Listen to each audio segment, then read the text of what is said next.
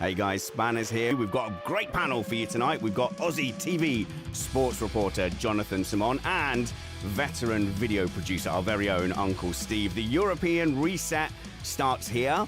Typically, if you look historically, this is where the teams look to bring in their first big upgrades. And if someone comes in with a stonking upgrade, then the points right now, as they stand, become irrelevant. Now, even if you look back to where Leclerc is sitting, you think, oh, well, he's 82 points back. But if this regulation suits him and the upgrades work, then if they have a dominant car, the cars behind are all scrapping. So you've got Piastri, Verstappen and Norris. There's not going to be a clear number 2, number 3 every race. That 82 points isn't the historically massive gap it looks like. I think you could chew up 80 points in that scenario. Mercedes are hinting that they might abandon 2025 for 2026. But again, if they nail this upgrade, then that's 60 points that Russell has behind Verstappen.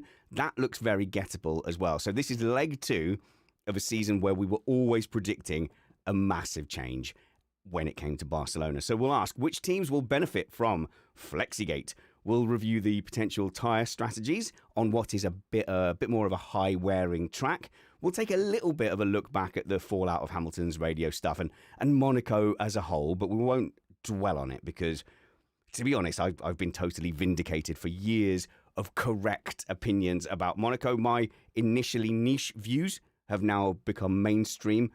So to a certain extent, I think my watch has ended. And we've got 2 Aussie panelists, so we're going to do a mini season review so far for Oscar Piastri. We've got a bunch of things you guys we've got a bunch of stuff you guys reckon.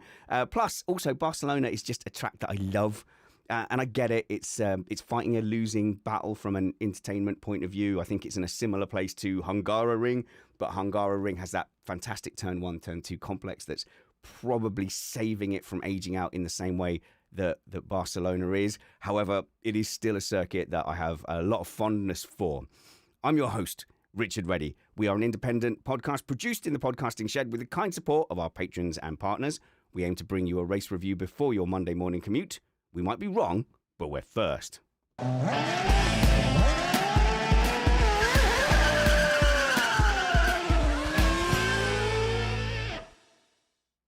I'm joined by someone who lends us credibility because they're on telly and everything. I mean, in Australia, but it still counts. It's Jonathan Simon. Hello, Jonno. Hey, Spanners. Good to be on, as always. Good to be on early hours of the morning because you said there was a Piastri debate and that Steve would be on, and you needed 2 Aussies on different spectrums, I would say, on the Piastri supporter base. Steve loves him. I'm not saying I don't like him. I do love Oscar. I think he's a good driver, but I'm on the unbiased end of Aussie's land, I would say. You were poorly worded, but there you go. No, I prefer a bit of bias, so looking forward to getting Steve on. I will just say it is 10:30 where I am, and I'm probably stretching the patience of my family. So if I get quieter and quieter, don't worry, there's literally 2 Australians on. They will make up the amplitude for me. So we are, of course, joined by our video producer here, Uncle Steve. Steve Amy, how's it going, Steve? It's good, Spanners. And I'd like to apologise in advance to our listeners and viewers for the preponderance of flattened vowel sounds and rising inflections that everyone's going to have to put up with, and for any occurrence of the word data/data that might happen during this program. You guys definitely say stuff wrong. And everything sounds like a question at the end. In fact, why don't we kick off with that then? Let's start with Piastri. So, Jonno boringly doesn't have any national bias towards Oscar Piastri. I get the feeling, Steve, you do gun for Piastri just as a default in the same way I might for Hamilton. Yeah, absolutely. I don't follow teams per se, but I follow drivers. And particularly if they're, Australian drivers, we haven't had many of them. So whenever we get one that's half decent and, he's up there at the pointy end, then you can bet I'm going to follow them. And I think he's a good driver anyway, so that makes it easy. And there was an initial flurry and excitement with Oscar Piastri because we had that whole thing with Alpine announcing him as the driver, and then you get this really assured statement which I'm sure came with the confidence of Mark Webber as well and his team, which is, without my permission, Alpine have announced me I will not be driving for Alpine. And you go, whoa, who is this kid? You know, and he came in with like a wave of optimism, Steve. And I think that the early qualifying performances he put in, and I think he won a sprint race early on. Like, you can back me up because everyone thinks I'm anti-Piastri, Steve. I was on that Piastri hype train at the beginning. Yeah, I think you were. I mean, you got to remember that he came in as being one of only 3 drivers in the history of F1 to have won F3, F2, and at their first attempts before they got into F1. And I think Leclerc and Hamilton were the only other 2, if I remember rightly. So, he had a lot of expectation on his back when he started in F1. And I've got to say that I think that he's lived up to it pretty well. He's a fast learner, and he's not perfect yet, but gee, he's getting good. Oh no, I'd hate it if I ever came across as saying like he's not good. But I'm more interested in the kind of bog-eyed, nationalistic fan base sort of side of things. So, how much is Australia behind Oscar Piastri? Would you say, Jonno? Like you're on your boots on the ground in the journo world. Is Australia fully backing Piastri? Oh, big time. And as big as I've seen since, well, I was going to say since Daniel Ricciardo, but the last Aussie driver was Daniel Ricciardo. I think any Australian driver that gets into the sport, the Aussies really back them. Jack Doohan was a struggle, and I do feel bad for Jack because it's not often 2 Aussies get into the sport at the same time, and then you're having to support them. So that's the struggle I felt it was for Jack, doomed, unfortunately. Jack Doohan, we knew, yeah. well, we think we knew at the beginning of the season that it was a doomed adventure. Also, F1 does have a history of kind of going, yes, Australia, but one at a time, please. Well, that's true. And it is a small country, like our population, less than 30 million. That's like, 3 times less than the UK, 4 times less. Half. That's like 11, 12 times less than the US. So, but Australians love their sport. And that's why when it comes to the Olympics, whether it comes to, basketball's a big one that Aussies are good at, the cricket, the footy all that kind of stuff. The Aussies are all into it. So, it's a country that loves sport. The culture here, we back our talent, most of them. There are some people who fly the Aussie flag that I can tell you people don't support.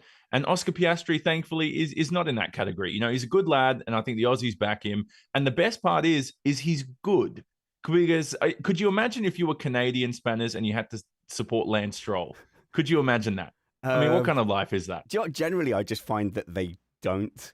Like the Canadians don't just have this like we'll support any Canadian driver. As a Brit, I think that default is there way more than say like Canada. I don't hate it. So like nobody hates the Dutch piling in all in for Verstappen. Everyone thinks that's perfectly acceptable. The Spanish go absolutely nuts for Sainz and Alonso. So like I'm not putting that down at all. So I think that's fine. In fact, and I think that's a colourful thing. If it was soccer, no one would care that you were supporting your home team or anything like that. But Steve, I think last season, I think it's fair to say, Piastri, he's down 20-4 or whatever it was in qualifying, did seem to go missing a lot of weekends, but a lot of weekends he was good enough to seemingly get in the way of his teammate who was fighting for championships. But you've got to be good to be an annoyance. You've got to be good to be a pain in the arse to someone who's fighting for the championship. How different does it feel this season now he's leading the title? Well, I think he actually began to improve after the summer break last year. If you look at the points distribution at the end of last year, he earned more points than Lando did in the second half of the season. And you could see that, he was beginning to get on top of it. This year, it's obvious that he has upped his understanding and application of racecraft across the board. Oh yeah, and it's obvious that he has begun to get on top of the tyre degradation, the tyre handling thing that I'll admit he was weak with last year, but that's kind of understandable. You get in here the first couple of years in Formula One, you've got to get used to the Pirelli tyres, and they're not the easiest tyres to get used to. I think he's got a fairly good handle on it this year. So, there's a lot more hope this year, I think. I mean, I can see him being champion this year. He may not be, that's fine. But if he's not champion this year, I reckon he'll be champion next year. There was a lot of people, Steve, saying it's his to lose. I think that's a little bit premature, saying it's his to lose. So I'll address the tyre wear thing. So look, thought I pointed out the tyre wear stuff that was happening last season and his first season. And I think that I was just pointing out things that happened. I don't think I was doing much in the way of predicting. I was just looking at the things that happened. If he has got that sorted, then that's fine. I just won't say that anymore. However, I do think we've seen a couple of hints this year of struggles with tyre wear in a season so far that has featured very low wear tracks. So that would be my only remaining question on that. There's been a lot of street circuits, and I think the thing to look at is you go look at Pirelli's tyre choice. If they're going for C3, C4, C5, that will generally mean, oh, there's no wear here. Let's give it the softest possible we can. And they've even introduced the C6 that they used at Imola and Monaco. When we go to Barcelona, this is going to be a track where Pirelli have gone, and they're using their hardest three. So they're using C1, C2, C3. Yeah, I mean, they are the hardest ones they've got, but you've got to remember that compared to last year, they're a stage softer. All of the tyres are a stage softer this year than they were last year. Oh, okay. Well, that's interesting then. So that means that the C1 is equivalent to the C2. Yeah, C0. C0. No, I think so. So the C1 now you think would be softer than the C1 from last year. So that's really. I think it has been. When we get into the tyre strategy, that's going to be fascinating because last year we were looking at a 2-stopper. I think only Perez did a 3-stopper. I don't think there was any successful 1-stop strategies as well. But let's keep it on Piastri for now. Mm-hmm. Am I just a naysayer, Jonno? Am I just a doom monger when I say that maybe the rest of the season won't be as kind for him on tyre prez? We'll have to wait and see because I think it's a small sample size. I think somebody doesn't just become not good at tire saving to very good. It's going to be a smooth transition. So you're going to have a couple of bad eggs here and there for Oscar Piastri where he might have a race where he's not taking care of the rubber as well. But the trajectory is tracking in the right direction for him. He's developing a lot quicker than I thought. Pre-season, I kind of made this speculation that you don't really see many drivers make a massive leap going into their third or fourth years. He's had one of the best leaps, I think, for talent in at this stage of his career. So he's done a really good job at that. Do you know the leap that I really love for Piastri is the gap in qualifying times? So when they both set a qualifying time, it's very, very close. I feel like it's closer than last year. So yeah, as they're going through the sessions, through practice, they're like nip and tuck. That's true. But here's the other thing as well is I think Norris so far has been getting the little wins in the last couple of races because Oscar Piastri, and like we said a few episodes ago, Spanners, I think at the moment's been the better driver, but Norris has been the quicker driver. Some people will argue otherwise, and they'll say that's not true. Anyway, it's a great debate because these two drivers are as even as possible. It's the first intra-team battle, if I'm not mistaken, since Mercedes 2016 for a championship. Have we had an intra-team battle since then? I don't think so. So in 9 years, and that's why the debate is really on here. Now, Piastri has to shut off these little wins from Lando Norris quickly because since Miami, Oscar Piastri was driving well, had an unlucky sprint. There was Norris's first little win to gain his confidence back. Piastri won the Grand Prix. It was all good. Imola didn't fall his way with strategy. Norris ended up finishing ahead of him. And then we all saw what happened at Monaco. Norris is now slowly gaining confidence. It's like the person who, when you don't see someone for 3 months and then you're like, oh, look, you lost 20 kilos. You're with Norris every day. You don't realize that, he's been losing weight. The analogy is he's been gaining confidence slowly and slowly. And you're like, oh, Lando Norris is confident now. What happened? Because a month ago he wasn't. Well, all of that kind of may be true, Jonno, but I don't think that Lando is actually Oscar's biggest worry about the World Championship. I think Max still is. That's a big shout. shout. Well, I think it's Max. You just cannot underrate him, and here's why I think it's Max. I think that Red Bull already know that their power unit for next year is a load of garbage. And I think that they know that they'll be nowhere next year. So I predict that for the rest of the year, Christian Horner is going to, in order to keep Max, because they've got to do something to keep him on board for next year, they're going to throw everything, and I mean everything, at making certain he wins his 5th World Championship this year, because next year, forget it. Steve, have you got any idea how much money Ford are throwing at content creators right now? It doesn't matter how much money they're throwing at it. Are they actually doing anything? No, not at F1, at content creators. So I've got no idea. Should I be worried about that? Well, I was going to say Ford are brilliant, and I'm super optimistic for Ford. I see. I didn't understand that side of it. That's fine, but I think you're right. I think that they probably see 2025 as their best hope for going forward. I think a lot of people are looking at 2026 and thinking that you need a Mercedes power unit. And so, and that's why Mercedes are the only top team that are even talking about throwing in the towel for 2025. I think Ferrari is still looking at this regulation change and going, we need to throw everything at this. And I think Red Bull are the same.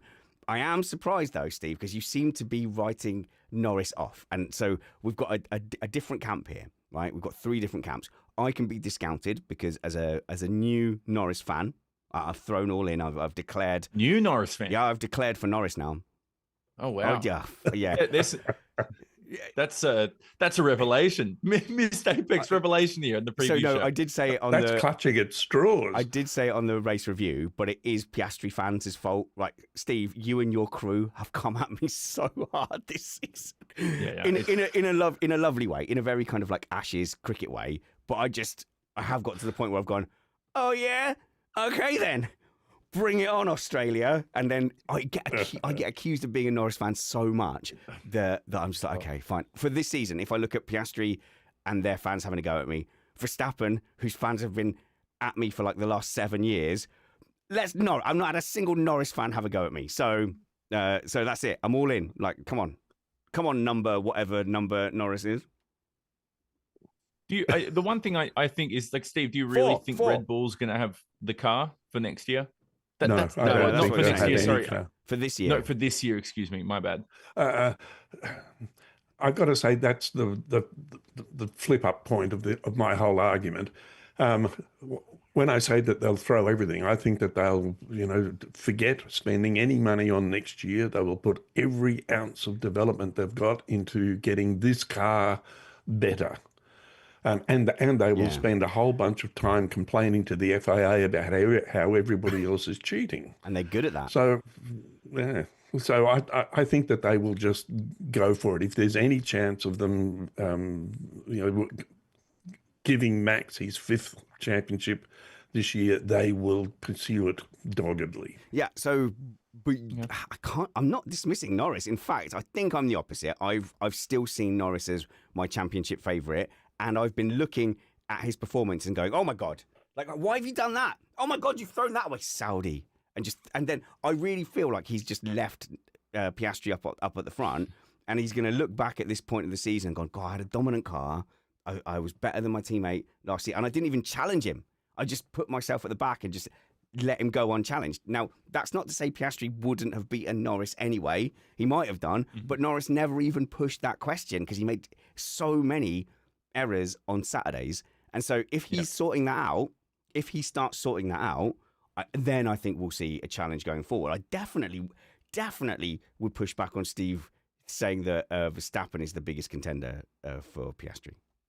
I think driver-wise, talent-wise, Max is, but I don't think the car's there because Red Bull seem to have to get it perfect, I feel like, to win with that car. And with McLaren, they can have bad weekends and they somehow still win the race. Sometimes, Max has managed to sneak up there to the top step of the podium, but that's where I feel Max will lack this year, is the car just won't be up to his talent. The thing with McLaren now is, we're 1/3 of the way through the season, and pre-Miami spanners I spoke to you about, there's going to be a swing and Piastri needs to knock Norris's confidence. Now Lando is slowly getting confident. He's slowly feeling better in the car. He's qualifying without crashing. I was really nervous at Monaco going, oh, this is going to be another Norris crash in Q3. Jonno, I wrote him off. For a Monaco pole. And then he did it, and he did what he needed to do. So Oscar's got to find some way to, whether it's through on track through talent, whether it's on track through I'm going to take him out this corner and assert my dominance, like we've seen many other teammates do. Norris doesn't have that in him. Norris doesn't have that in him. Piastri has that in him. Well, that's what I'm saying. Piastri needs to do that to knock Norris's confidence. And one more thing is the breaking into turn 1 at Imola from Oscar, for someone who's really good at racecraft, not good for his confidence either. Go on, Steve. talking quickly about what happened at Monaco, can anybody explain to me what was going on with the back end of Oscar's car? I mean, he's someone who normally, in the past, has a stable back end on his car. And at Monaco, it was sliding all over the place. Is it possible that he was trying some different setup in the rear suspension of that car? It was out of character, and even in the green room, and he was doing the whole driver thing of going, oh, I was like, whoa, I was like, way, and like moving his hands, like getting oversteer. I honestly, I wonder whether it's just a very different prospect driving as this up and comer with low expectations, and then suddenly being the championship leader. I think in the little clutch moment of, okay, Imola, I'm defending against Russell, I brake too early, I let Verstappen go around the outside, and then I don't quite nail it in qualifying. And because I think through Monaco qualifying, they kept saying, you know, I don't think he had a super clean lap at any point. So to what you're saying, Steve, I think every lap he had some kind of moment, because I kept feeling like he had a little bit more pace and didn't deliver. I didn't hear anything specific about setups. I just wonder whether, like, when you put that prize of the championship in front of you, things do change. Like sports psychology would say that mentally you will approach things differently dependent on what the score is. So did he suffer a bit of scoreboard-itis, perhaps? Well, I'll agree with you. I think that's what led to the mistake at Imola, was that instead of just racing for the race, when he went into that first corner, he was racing for the championship, and he let Max get the better of him and go around the outside. So I kind of agree with you that I think there is added pressure there for that very reason. So I'm getting a bit of pushback in our Patreon Discord. Hello, patrons, and hello, David. Hello, Stuart, Heraclea, Waltz. Stuart, different Stuart. Hi, guys. You can join the Patreon Discord. They can chat with us live, and it's a great little community. But that is for our patrons who support us on Patreon. So patreon.com/Missed Apex. The link will be in the show notes below. Thank you to all our existing patrons, of course, but we've had a lot of new patrons this season, and I'm incredibly grateful for this continuing and growing support. I'm getting pushback, and it is David that's saying it's not true that Norris has been messing up qualifying. So whenever people, direct something like that at me and challenge my claims, I'm always happy to go and look at them. But the perspective I'm looking at is, I think Norris should be beating Piastri 20 qualifyings out of 24 based on last season. And I think if you look at his times in practice sessions and you go, a lot of the practice sessions where he didn't get pole, he was the faster car throughout that, and then into Q1 and maybe Q2, and then didn't deliver in Q3. He obviously had that crash in Saudi Arabia, but generally I've gone, this should be a Norris pole, and then he hasn't delivered in Q3. So when I say he's made a lot of mistakes in Q3, that's what I'm saying. So even if he's P2 behind Piastri, that could still count as a mistake in my mind, because I'm like, I really thought he was going to get the pole there. And maybe mistake's not the best word, but just underperforming, whether it's a crash, whether it's a bad lap. Exactly. Like it's got to be, for his expectations, he needs to be qualifying over Oscar. And I don't think the Q3's helped. He admitted that. Norris came into press conferences saying my qualifying, like my Saturdays weren't good. And so now he's stringing them together. At least at Monaco he did, because at Imola, the race before, he didn't. So let's take this with a grain of salt, because things could easily switch heading into Spain. That's a one race. Yeah, it's one day. Data spread. It's hard to look at that and 100% say that's what's going to happen. Okay, I liked it. I liked that little Piastri mini review as well, which then pivoted to my new favorite driver, number four, Lando Norris. Let's look at the Spanish Grand Prix though. So this is very different to, I think, a bunch of the races we've had at the beginning of the season. So traditionally now, and I say traditionally, like the last several years, they seem to have more and more street circuits. There was one year where there was like 7 temporary circuits out of the first 9 races, and I kept just going, well, this isn't representative. Well, that's not representative. Well, that doesn't mean anything. That track's not representative.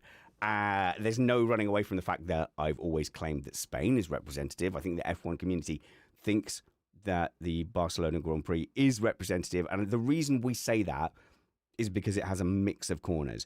So, for example, if you have a street circuit, it doesn't necessarily have the long, lingering corners that a lot of bespoke circuits have. Here at Spain, you have turn 3. So turn 1 is the right-hander into the chicane. Then you go turn 2 left up the hill, and you've got a really long right-hander that puts a lot of strain on the left tyres. So, this is why this is generally a high wear track. This is why Pirelli have come with their highest high C1, C2, and C3 of tyres. But the reason people say it's representative is then you've also got a lot of big stops at the end of the straights as well. So, turn 1, you've got a big stop down into turn 10. You've got a lot of very sharp, high-speed corners, like turn 9, I think, over the crest of the hill before you get into the big stop in turn 10. And you've got a lot of corners that flow into each other, slow, technical corners. When you used to have Barcelona before Monaco and it had the chicane section at the end, that was always being seen as representative of Monaco. So when people talk about Barcelona being representative, it's more saying you have to have quite a complete race car to do well at the different aspects of Barcelona. I'd like to just put this up, that these days, given the propensity of street circuits we have, actually the most representative circuits are both Albert Park and Gilles Villeneuve. They are halfway between street circuits and full-time race circuits. Particularly Albert Park, has some very fast sweeping corners and some very hard on the brake sections, at the end of straights. And Canada had some of those too. So everyone's saying that Barcelona is representative. It may have been representative 10 years ago, but I don't think it is anymore. I'd say it's gonna give you a good indication of how they might do at Silverstone, Spa, Hungaroring. Obviously, it's not. But Silverstone's not. It's not representative itself of the rest of the circuits. Do you want to know? Yeah, exactly. I guess you're getting more of an idea of how does your package deal with high speed switching through Maggots and Beckett's? How's it going to deal with a lingering, kinky left-hander like turn 2? It's that kind of thing. But not many circuits have those things anymore. Oh, I agree with Steve on this. That's a theme for a whole nother show. So let's do a what is a representative track show. I'm up for that. I was going to say I completely agree with Steve on that now, that the times have changed because there's so many street circuits, different tracks, but podcasts for another day. You've got your Silverstones, like Monaco. What we saw with Ferrari, that can't be representative of Spain this weekend, although with the new regulations and the wings, which we'll talk about in a little bit, it could be because Ferrari might increase their pace. It's a circuit as well where I know Fernando Alonso was signed up to be like circuit ambassador to save the Circuit de Catalunya on the calendar. There's still one more race next year, and it's not even being branded the Spanish Grand Prix. It's going to have to be branded something else, which I don't think's even been named as far as I checked a few weeks ago. So I don't know what's going to happen. I don't find this circuit sentimental. Like, would you feel sad if Barcelona was off the calendar? Because every time I see Barcelona and I go, oh, it's a Spanish Grand Prix, I go, oh, I'm going to have to watch this race like it's a job. Like I'm working for 90 minutes. It's going to be painful. Okay, so sadly, you're not wrong. There's definitely been phases where Barcelona has delivered like bad race after bad race, and then all of a sudden, there's been a couple of decent ones, and I mean, it definitely falls into that bracket of low expectations would help. It's not Monaco. You can go racing. There's high enough tire deg for it to be. You can have an undercut here. You can have different tactics here. So, for example, I think here strapping on the soft is going to be a viable target. So the soft here is the C3, which is a good tire. It's still a good general hard-wearing race tire. It's not one that's going to fall apart. And if you look at last year's strategy chart, there was a big variation in what different teams tried. But I do have sympathy for what you're saying. It is a track that I would hate to lose. I think we're going to lose it, because they're really pushing this Madrid Grand Prix. The Madring. The Madring, is that what they call it? Is that the best and worst name for a track? The Mad Ring, the Madring. Is that how you're supposed to say it? The Madring? It's awful. It's an awful name. Yeah, so I can accept F1. You're going to go for decades. It's been difficult around Monaco unless there's been a crash. Even rain hasn't really saved it. But even if you look at that famous Grand Prix in 1996, no, the 96 one. Where Panis won. Did Panis made one great overtake, on Irvine, but he still had to shunt Irvine off. I think I'm remembering that right. I did watch some highlights recently, but all the other overtaking attempts ended in crashes. There was a 3-car crash into Portier. And you go, well, none of those cars overtook. They all just shunted and ended up. There was a lot of mechanical failure. And so I think some of the unpredictability now comes from the fact that the cars are so reliable. So that track, Monaco, to me has been gone for ages. But Barcelona has just been clinging on when expectations were low. So before 2017, 2018, most people accepted a race where not a lot happened. There was a bit of racing, but generally, if it didn't happen in the first corner, it wouldn't happen. And then every now and then you'd get a race that just was fire, and that was okay. And then a new generation of content providers came in, and I think there was a 2018 or 2019 race at Paul Ricard where there wasn't a lot of action, and it was really hard work. It was a dull race, but if you've been watching since 1984, and how long have you been? When did you watch your first Grand Prix, Steve? 1978. Yeah, right. So you and me, that's like that Paul Ricard race would have been a fairly normal race in the 90s, for example. Pretty much. But yeah, there was these young content creators were like, this is unacceptable. F1 is broken. We have to fix this. And then the expectation of the general viewing public kind of changed to the point where now, Barcelona probably can't live up to the expectations that now even that I have as well. I'm not gatekeeping. I have those expectations too. The circuit's been on the calendar for over 3 decades now. And I saw a stat that 9 out of 10 races are won from the front row. That's not a good sign. If your circuit is not a street circuit, yet statistically to win, it's essentially you've got to treat it like a street circuit. So it's a bit weird. Sorry, it's a bit weird that that's the case, given that this is the circuit that teams have more data on. Oh, thanks for saying data. Oh no, that's really. I want to say that. Thank you for fitting in with the culture of my culture and saying data instead of the wrong data. way of talking English. But anyway, my point is that the teams have more information about this circuit than any other circuit, and they've had it for years. So you reckon they would have figured out how to make overtaking maneuvers on this circuit by now? But it nullifies when they all have the exact same amount of research because they spend so much time around here. Ironically, they don't now, Steve, because as you know, we don't really test here as much anymore. Whereas when we were watching the sport the last 20 years, Barcelona was the circuit where teams tested at the most. And that's why they've got so much knowledge on it. Now we test mostly at Bahrain. That's like the circuit that we get 3 days of testing now. Back in 2007, there was mid-season tests and, we've got a 3-week break. Let's go to Barcelona for 4 days and just chuck in all these test drivers in for long miles. The other thing is... And the teams had dedicated test teams that they would send while the races were happening. Yeah, the Pedro de la Rosas of the world. Whatever happened to Pedro de la Rosa? Shout out to that guy. I don't know what he's doing these days. I think he's still doing stuff for Ferrari, but not as a test driver. But yeah, I think he's definitely in and around. Ambassador or something. He's doing okay, Pedro. So for Barcelona, then what can we expect? So Pirelli have gone very conservative. So who is going to be the mat here for tyres? They've gone conservative and they've increased the tyre pressure. So, Jonno, what does that mean? No, okay. I was pointing at Steve because I feel like he would go to Steve first, and then I will rebut. Steve, we have the hardest tyres and an increase in tyre pressure. What the hell does that mean? Okay, well, it means that I'm slightly out of my depth here, but I'll press on. The higher, they seem to be forcing the tyre pressures up higher year on year on year. I mean, I remember when maximum tyre pressures were 18 or 19, or when it got to 20, everyone's scratching their head saying, what's going on? Now we're talking about 25 or 26.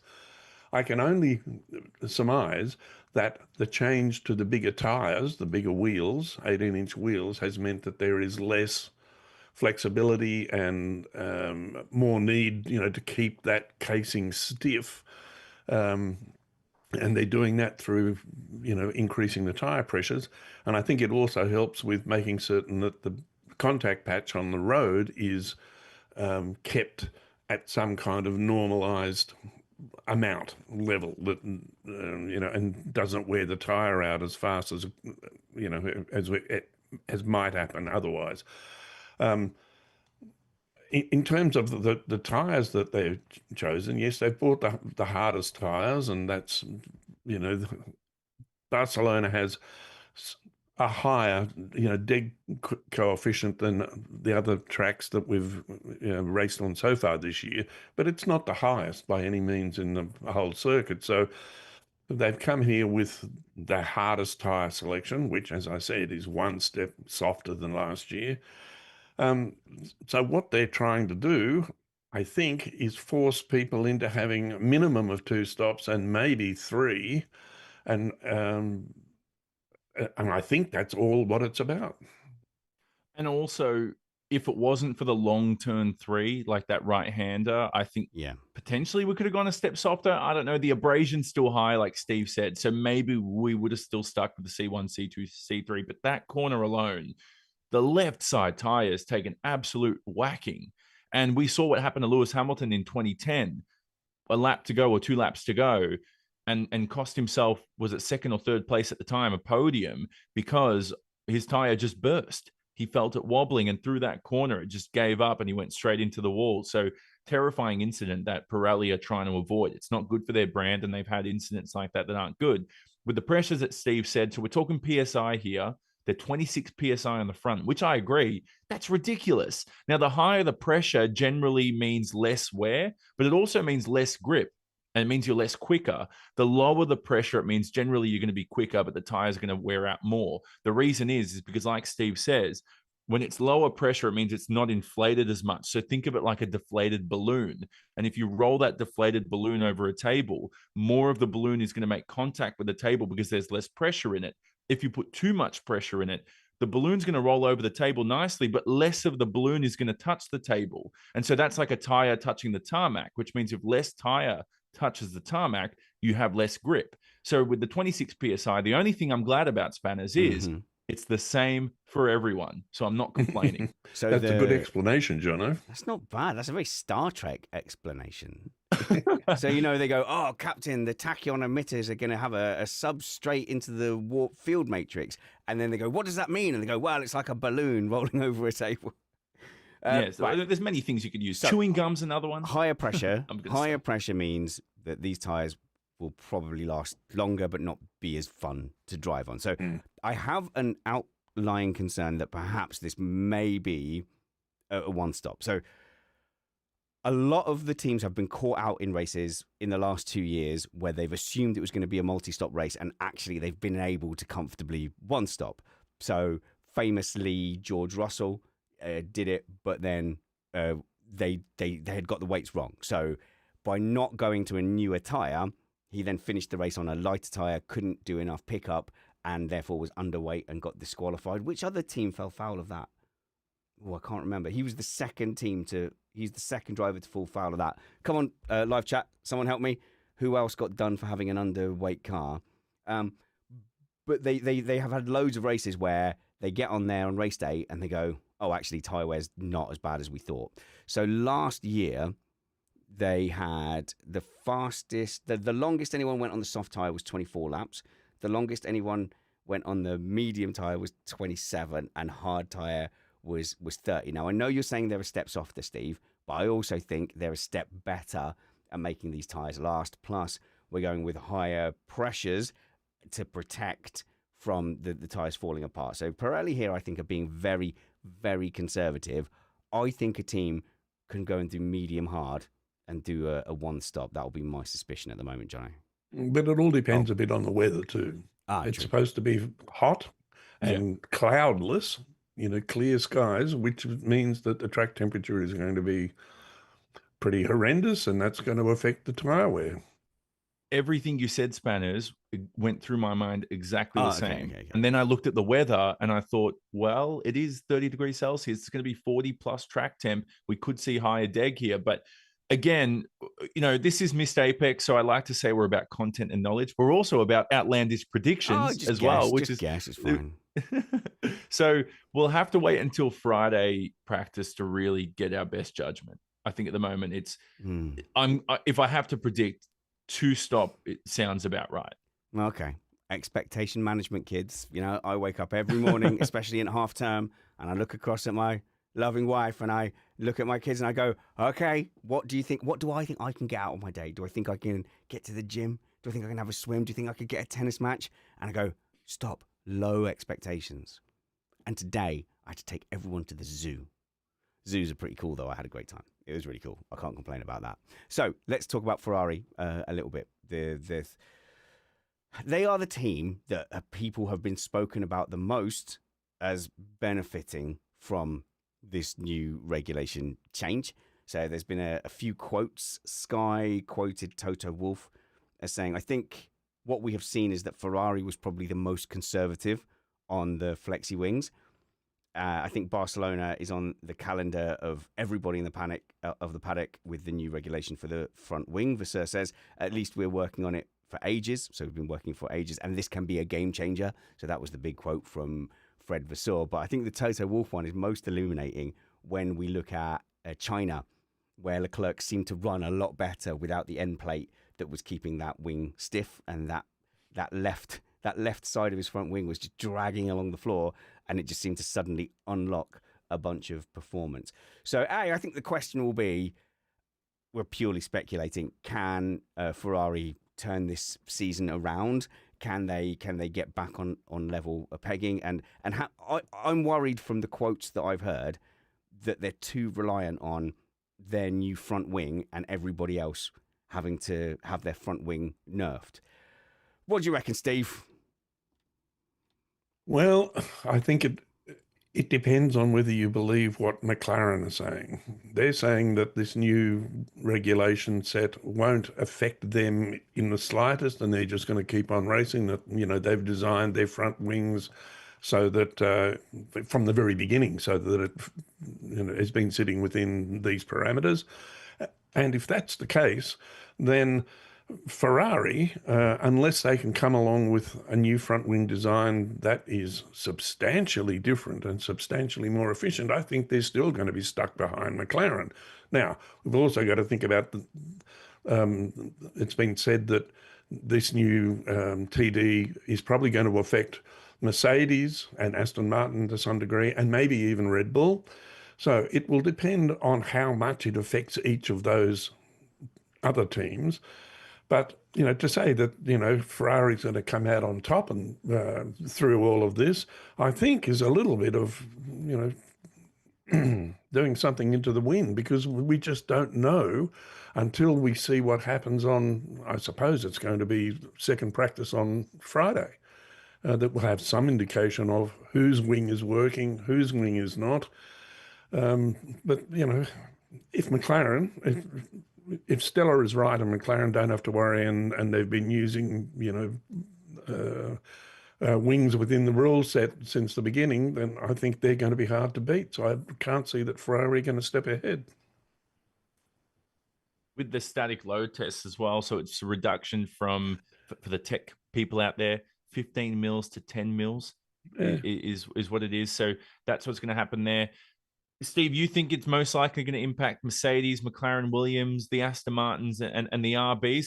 I've heard it might also affect the Red Bulls as well. They believe it might impact them. That's what RB in my notes set meant. Red Bulls, not racing bulls. Yeah. So okay, I agree with you. I hate that. I hate that so much. Yeah. The consensus is, though, from most teams and most comments, even at Monaco too, was that Ferrari is going to benefit greatly because, like you said, when you look at their front wing, they don't rely on the flexi as much. And so this is what people predict is going to be a regulation change to play in Ferrari's favor. But again, how many times in the past, maybe I'm wrong here, but isn't this clutching at straws to see if Ferrari are going to be better? Like, I've heard this story before. I can't remember when, but it's happened like three times in the past. I think the first time was 18-7. But no, definitely like all through the hybrid era, it was definitely like, And in fact, no, even like the Alonso period, so they flatter to deceive. And I think there's just an innate belief in the core of F1 that Ferrari will come good. Like, of course, Ferrari will come good at some point, but it's been a long time. I think also the paddock is looking for a storyline heading into Barcelona because no offense to Barcelona, but what other storylines do we have going into this weekend apart from the championship battle, which we covered? So I wouldn't expect this to have a dramatic change in the pecking order. The good news is for Ferrari is they're coming off a good Monaco. Yes, it's a completely different circuit at Barcelona, different characteristics. So we might not see Ferrari as good, but this isn't necessarily making Ferrari better. This is more nerfing the other teams. Steve, you were talking about this, bringing the other teams down, which means now Ferrari don't have a big disadvantage. Ferrari make no sense to me this year. But that only works. Oh yeah, you go ahead. That only works if McLaren have got to change their front wing. Which if as they say, we don't have to change our front wing, then Ferrari, Steve, I can't see them adapting. Last year they said, oh, we don't have to change our wings, our rear wing. And then they said, out of the kindness of our hearts, we're going to change our rear wing, but only one. And then it turned out they did in the end change all their rear wings. I guess we'll know sometime over the weekend, won't we? That also doesn't mean that they can't bring a compliant wing, and I mean compliant by the new things, and that is also good. They could go, okay, fine, we'll get around that, and then they still bring a wing that is also good and works with their car. That could be also true. Yeah, and teams have been working on it now for 2 months. They've had 2 months to prepare for this, and looking at McLaren's budget and the money they get from the Bahrain Sovereign Fund.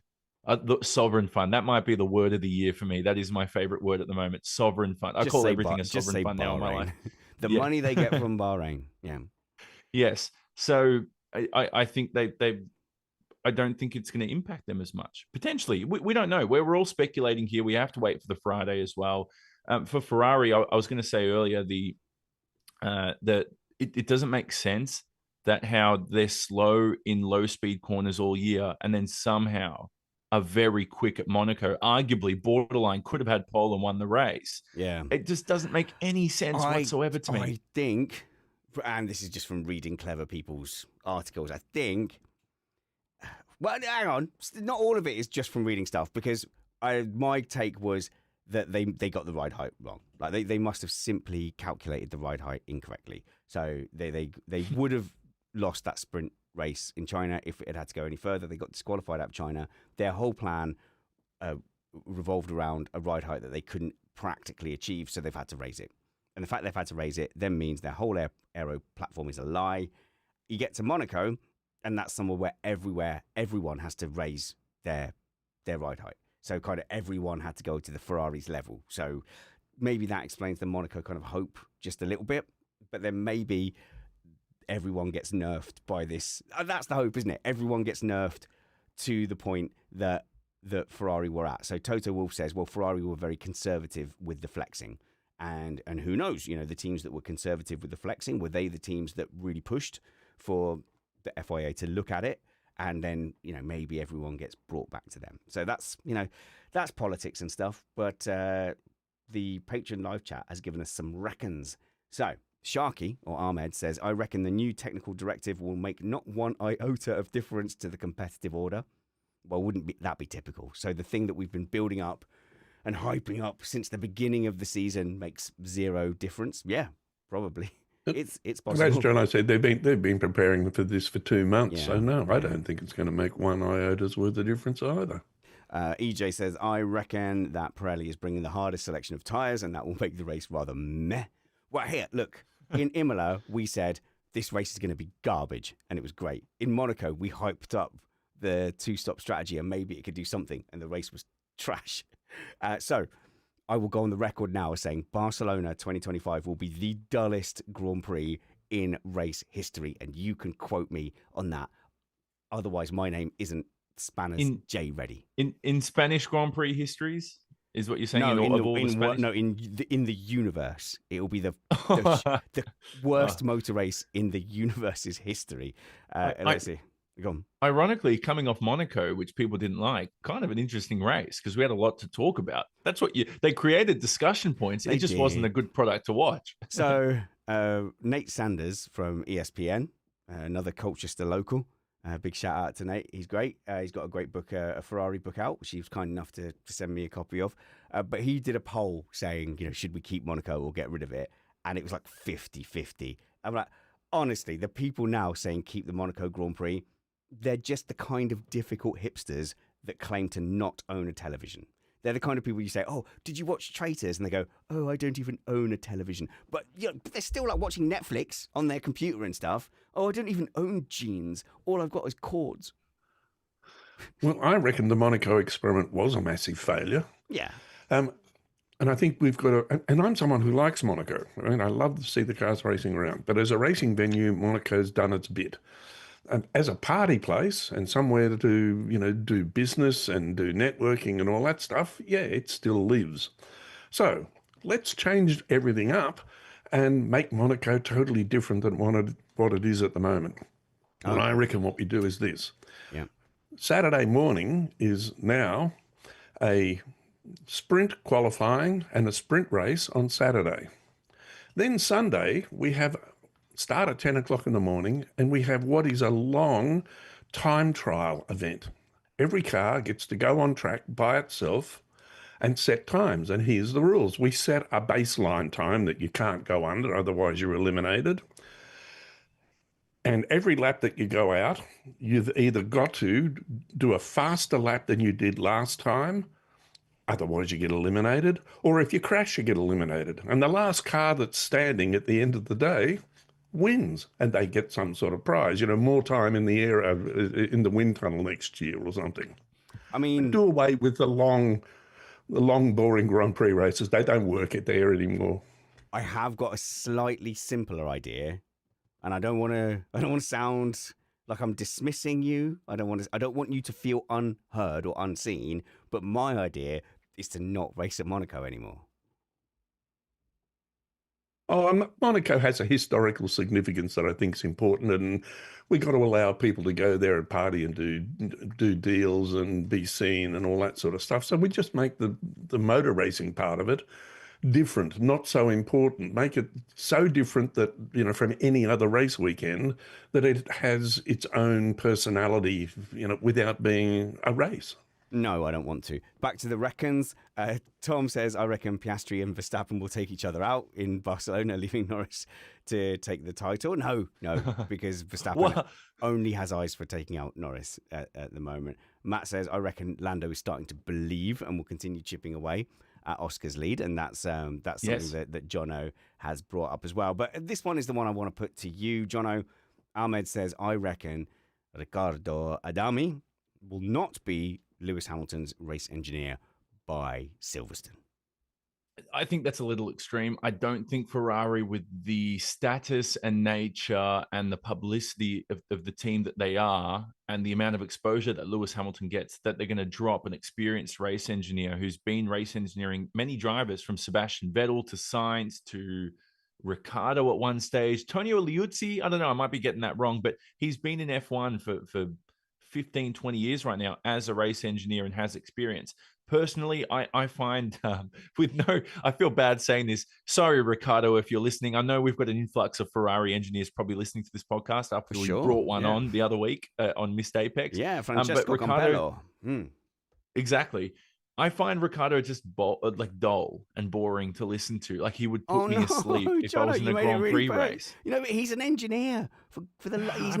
He's not a pop star, is he? He's not an improv. He's not Conan O'Brien on there. He's just got to give the information and have a good relationship. But like Andrea Stella, another Italian, I felt was interesting to listen to when he was on the radio with Fernando Alonso back in the day. Bono, Lewis's old engineer, felt interesting to listen to. Oh, you had Rob Smedley. Rob Smedley. Hey, Rob Smedley was great. Listen, Felipe, I know it seems hard, but these are the times when a man is made, forged in the fires of Grand Prix, Felipe. And for that reason, and that reason alone, I think we should bolt on some softs. Felipe, baby, stay cool. Yeah, he used to come out with one-liners like that and phrases to motivate him. He was very motivational. I think Fred Vasseur's trying to downplay this. Good luck, Fred Vasseur, because it's like the third time this year he's had to downplay a rift between Lewis and his race engineer. I also think one thing to preface this whole discussion I'm going to have is Lewis Hamilton is notoriously, I believe, the most misunderstood driver in Formula One in my lifetime. Like, people don't understand him and get him. Like, on the radio, he'll be like, oh, my tires aren't the best. And Raikkonen will yell at his engineer. And the next day, the article is, Raikkonen, funny radio messages, Hamilton fumes at race engineer. And I'm like, he said it so politely. How is that fuming? There is a little bit of that. And also, like, Hamilton's, he's very emotional. Like I say, you can hear all his emotions. And by the way, I've got this wrong before, but Rob Smedley is a Geordie. He's not just some, like, I did my my Ned Stark there, didn't I? No, so Rob Smedley is a Geordie. So just for historical accuracy, I have to go, all right, pet. Okay, Felipe, like, we're going to get a couple of jars after this. So make sure you get your softs on so you can finish the race as best as you can. All right, are we all happy now? Is everything historically accurate? But like Hamilton, after the race, saying like, are you upset at me or something? And then in the press conferences follows it up going, I don't know what they meant. They said this is your race now, but I didn't even know what they were talking about. And then Vasseur has come out and said, no, that was all part of the plan. We can only talk to him 2 times per lap. No, he talks to us on the pit straight, and then we can only answer after the tunnel. And so, like, there's a disconnect between what Ferrari is saying and how Hamilton has been. I found that radio message too early in the race. I went through Lewis's entire race because I'm a sick puppy. Do it. And went through the radio.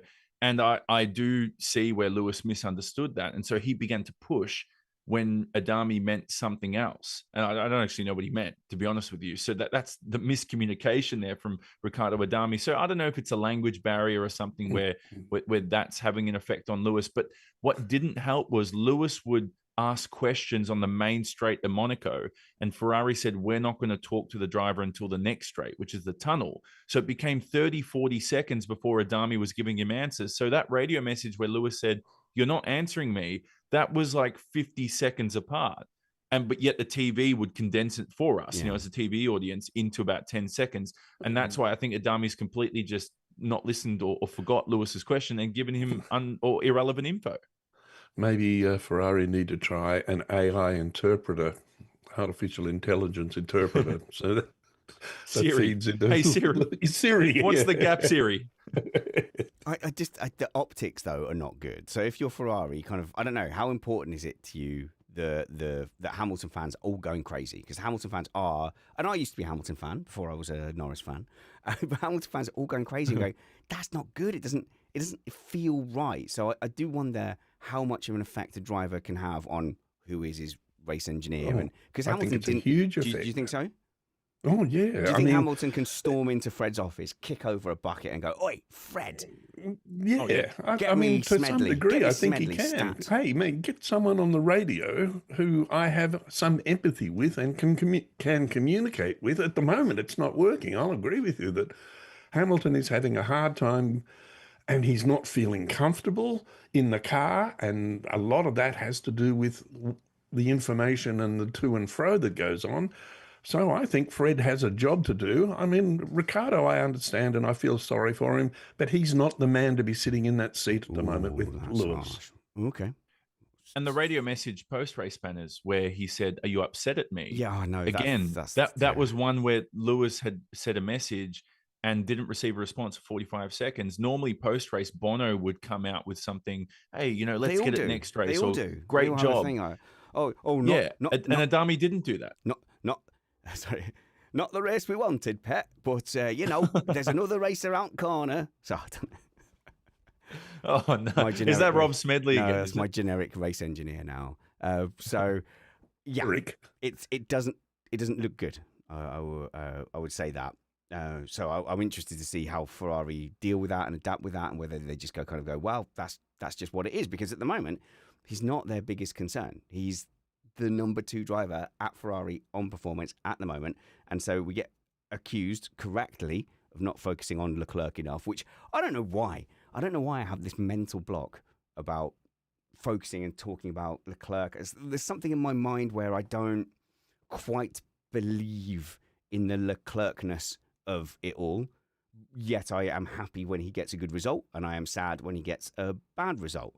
So I'm not saying I'm a Leclerc fan, but my mood of the F1 race is affected by how he does. So he's definitely on my radar. And Amber I reckon we will actually see Leclerc cry out of frustration this weekend. And I see how that might have been a thing in years past. But I have to say I'm incredibly impressed with how Leclerc cuts about.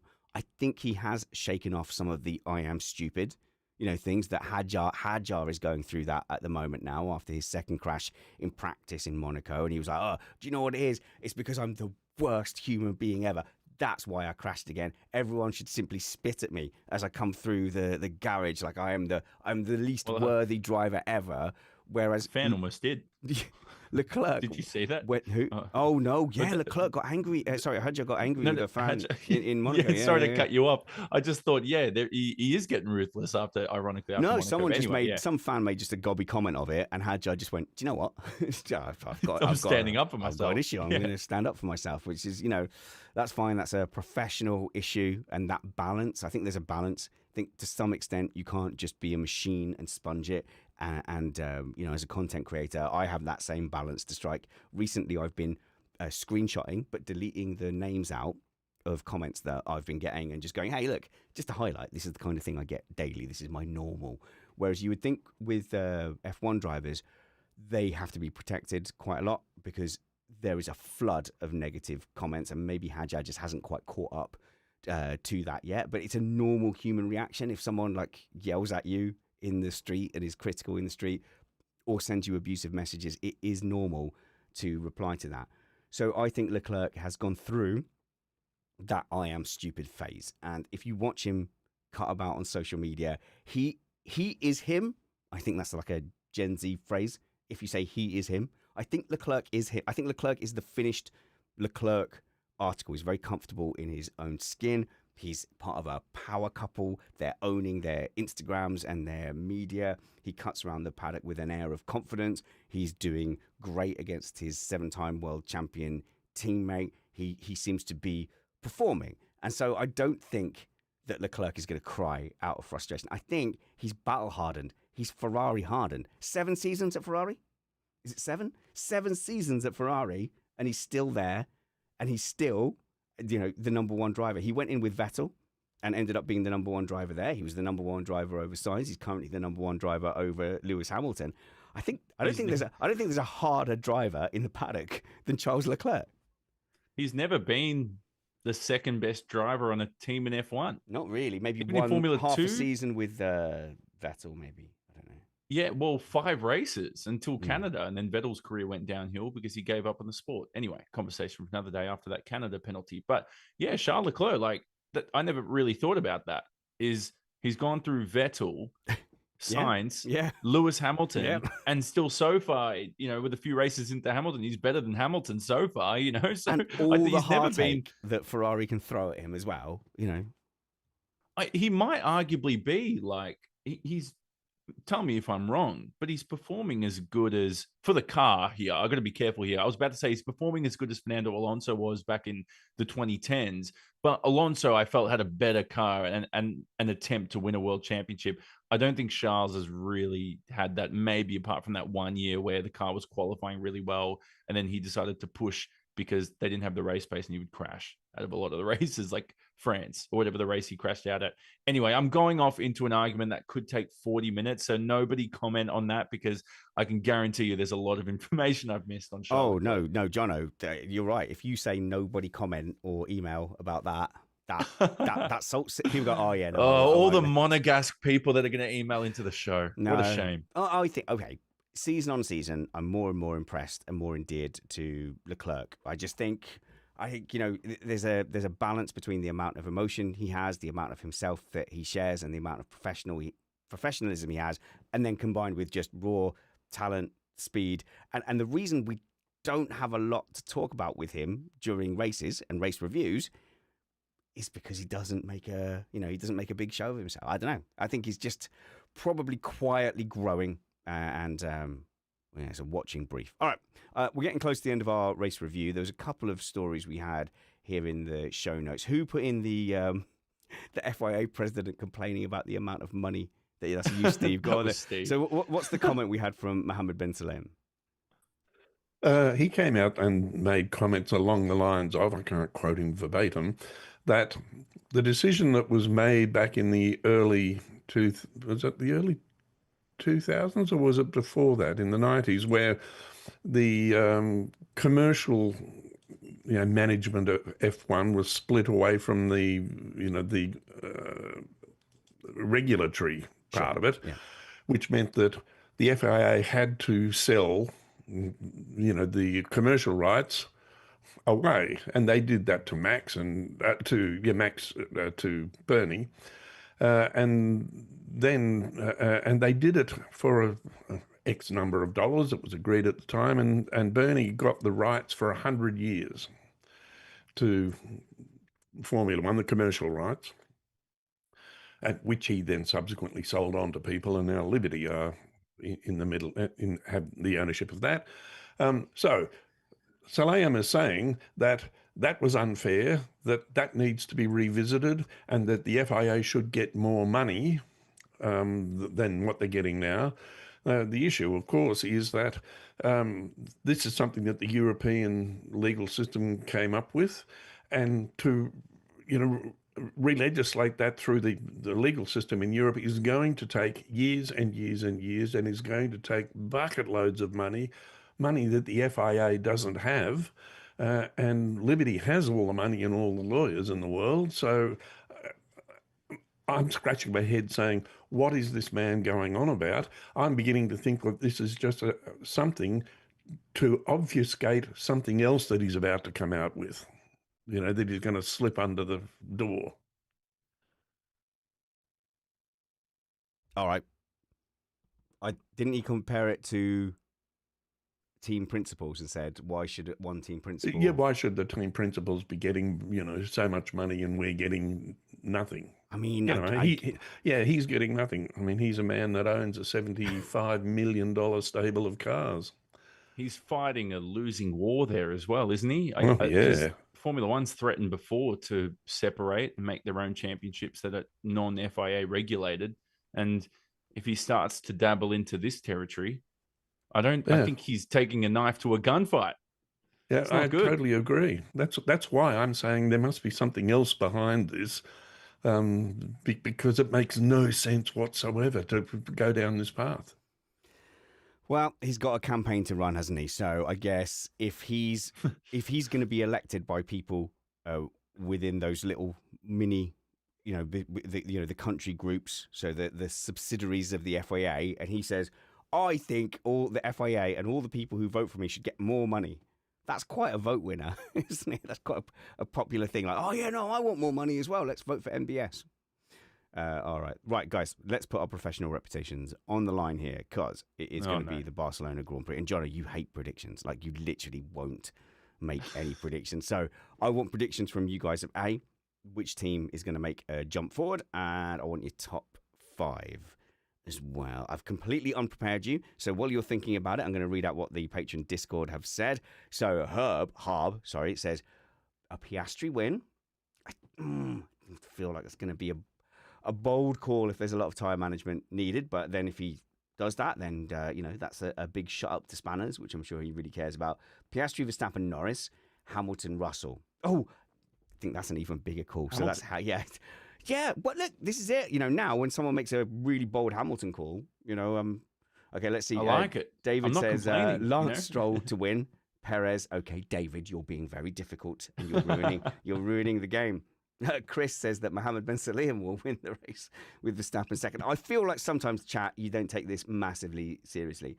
Maria is going for Norris, Verstappen, Piastri, Russell, Leclerc. Now there you go.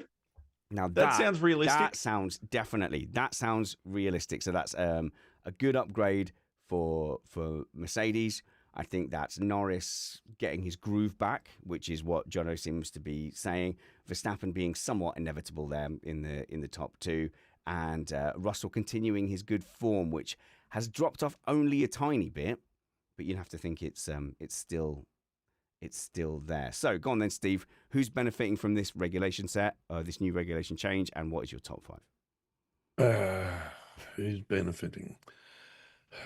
I think Williams might benefit well from this regulation change. So there's a bit of hope. So Maria did also give us a reckon and said, I reckon Carlos Sainz podium, and actually got mocked a little bit in the chat, but that's not ridiculous.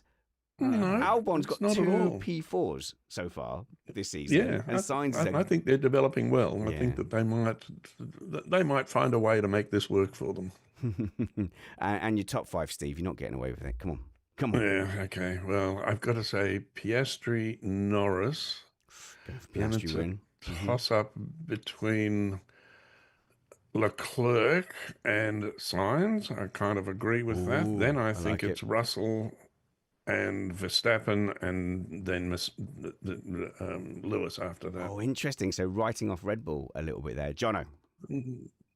Yeah, I wouldn't write off Red Bull as much. I think the jump will be Ferrari by 1,000th of a second, just to save myself there, because there's a chance that people will be like, Ferrari didn't jump at all, John. I'm like, no, there's a couple of, half a tenth in that, So I would go, it'd have to be one of the McLarens, right, to win. I mean, that's his safest long-term prediction. Norris or Piastri, what do I go with? I don't know. I'm going to say back off on a confident Norris. I'm going to go with Norris from Piastri. Let's go a 1-2 at this racetrack. Yeah, okay. Potentially Verstappen third. Although I could get that wrong, Verstappen could win. I don't know. I'm confused, Spanners. I'm panicking. I know you don't like predictions, so I'm going to save you. It's okay. So I'm going for the hype that this regulation change suits Ferrari. So I'm going to go for Leclerc and then Norris, then Verstappen. I'm going to stick with my Piastri guns. Good effort, but the tyre management puts him down into fourth place. I'll have Hamilton slotting in P5 as well, and then Russell P6. So we're all over the board here.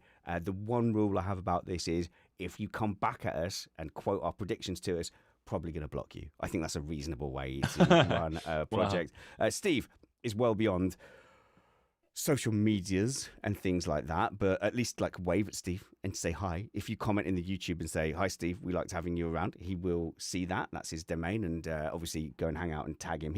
Tell you what, if you're in our Patreon Discord, he's Steve Amy in the Patreon Discord, if you want to chat to him there. Any chance for a quick plug for the Challenge DV? I did do it on the race review, and Steve, I even edited in a better version of the plug. I heard that, thank you. And put it into the audio version. But tell us what your wife is up to. Last year, Mr. Apex supported this handsomely. Yeah, and it's on again this weekend. It's a charity called Challenge DV. It's about bringing awareness to the problem of domestic and family violence, and for giving support to people that find themselves in that.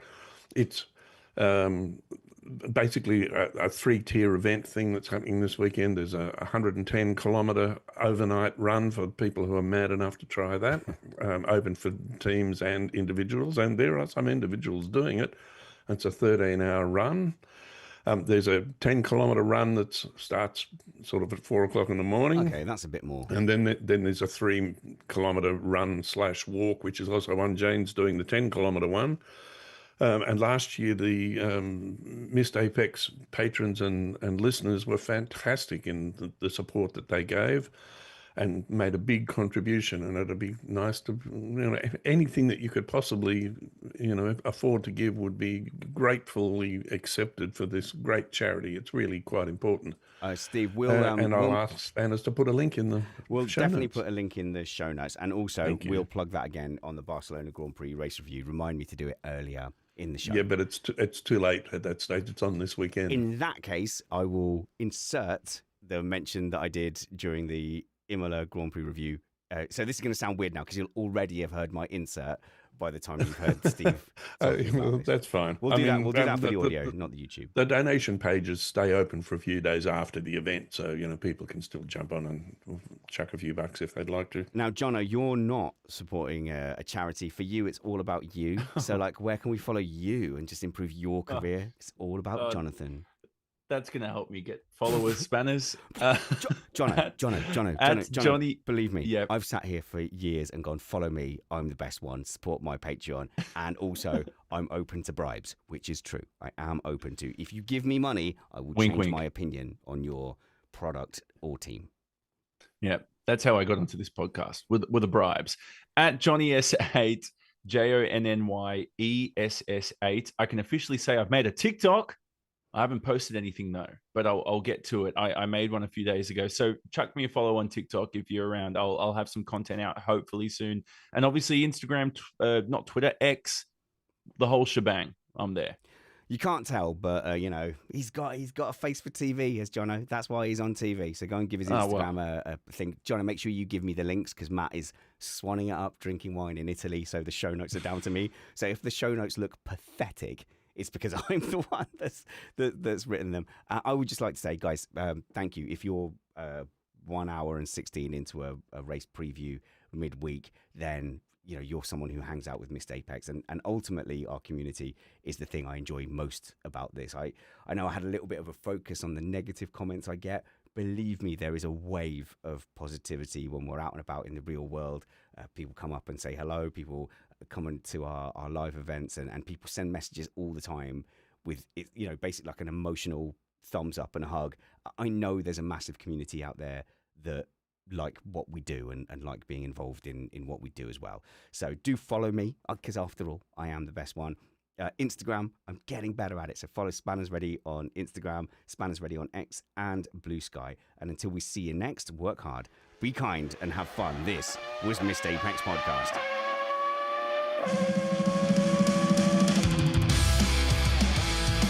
I forgot to get quieter, didn't I, as it got later?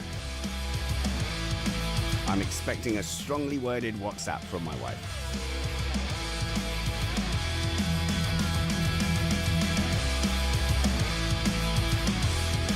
Go Lando, hashtag number, was it 4? 4, right? Yeah, 4. Imagine if you added another 4.